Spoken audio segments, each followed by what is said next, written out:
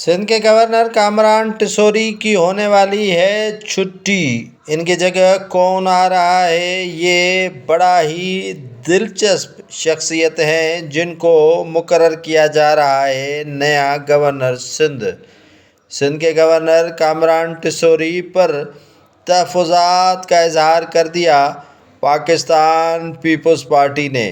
Pakistan Peoples party کے کو chairman و چیئرمین اور دیگر جو قائدین ہیں، انہوں نے تحفظات کا اظہار کر دیا سندھ کے گورنر کامران ٹیسوری پر۔ کامران ٹیسوری کی اب ہونے والی ہے چھٹی۔ ایم کیو ایم چاہ رہی ہے کہ کامران ٹیسوری کو سندھ کا گورنر کنٹینیو کیا جائے، لیکن کامران ٹیسوری کے خلاف پیپلز پارٹی کے کو چیئرمین آصف علی زرداری نے کر دیا تحفظات کا اظہار۔